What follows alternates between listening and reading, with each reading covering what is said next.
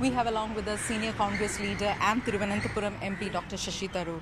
Dr. Tharoor, the Prime Minister in his address to the nation today on Independence Day has said that next year also he will be standing there and talking about the achievements of his government.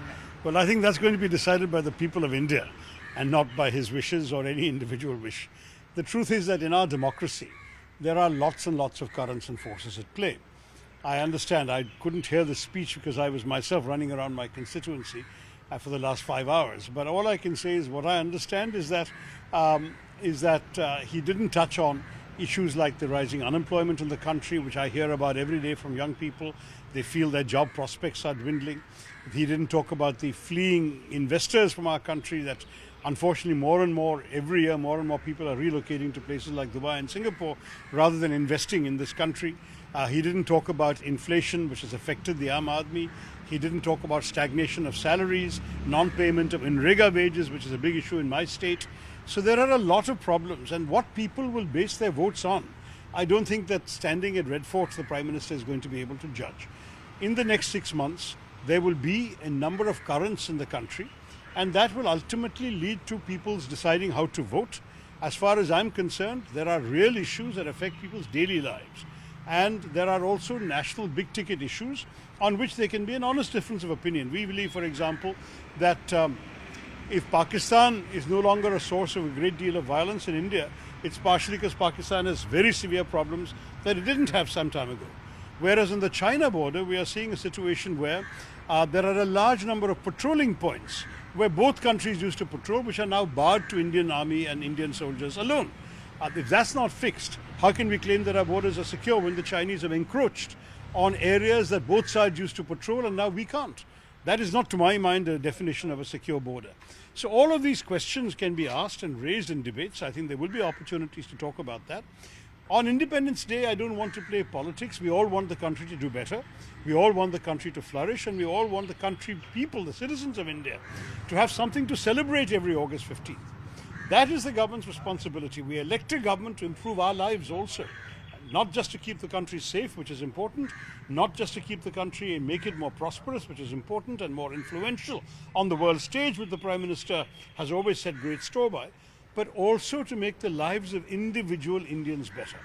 And the question that the opposition will be asking voters is your life appreciably better over the last 10 years because of anything the government has done? If it is better, then they will vote for the government. If it is not better, which is what I'm hearing a lot of, then the votes will come to the opposition, and then we'll see who does the August 15 speech next year. Thanks very much. Just one. He spoke about women development. He said that their focus is on having 1 crore Lakpati Didis, basically women entrepreneurship. So again, the push for women development. No, I don't disagree with him at all about the importance of women, women's education, women's business, women's entrepreneurship, opportunities for women, equality in our society. All of these are very important objectives, and I don't disagree at all with the Prime Minister of how important they are.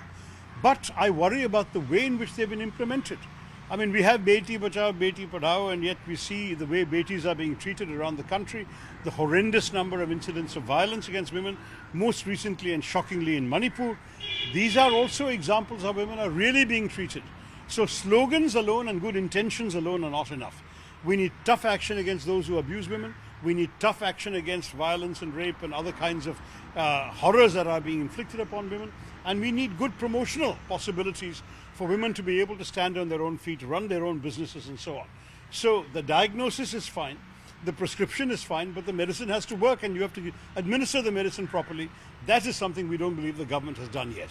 Prime Minister said that Manipur peace is prevailing right now, and he also said that opposition just ran away after bringing in the whole no confidence motion in BSF. No, the opposition left only because we had heard an hour and 45 minutes of the Prime Minister's speech without any mention of Manipur, and so it was a protest decision. Frankly, we also heard a lot of attacks, insults and abuse of the opposition, and we had patiently listened to all that, hoping that the substance would come.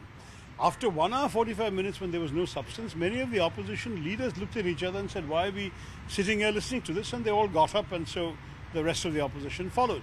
I think it was unfortunate. I think if the Prime Minister had taken the opportunity to make a kind of prime ministerial speech rather than a political speech, if he had talked about the country as the Prime Minister, rather than talking about it, the leader of a political party who wants to attack the opposition, we would certainly not have walked out. We would have listened, because we wanted the no confidence motion only to hear the Prime Minister on Manipur. And frankly, who knows whether he would have even mentioned Manipur had we not walked out and provoked him to say whatever 2-3 minutes worth that he did. So I must say, on these matters, as an Indian citizen, forget political affiliation, I found the Prime Minister's silence inexplicable. This was a classic matter for the Prime Minister to speak to the nation. You know, in America, there is a shooting in a school, the President goes on TV to assure the nation. Here we've seen such horrors in Manipur. An entire state is burning, 150, 60 people have been killed, 5,000 people have lost their homes, God knows how many homes have been destroyed. We're looking at refugee camps inside our own country for our own citizens. This is a national horror, and the Prime Minister should have expressed his anguish and urged people to come together and resolve this much, much earlier. So there I find his silence very disappointing. All I will say is, at the end of the day, when voters vote, they will do a balance in their heads of all the pros and cons.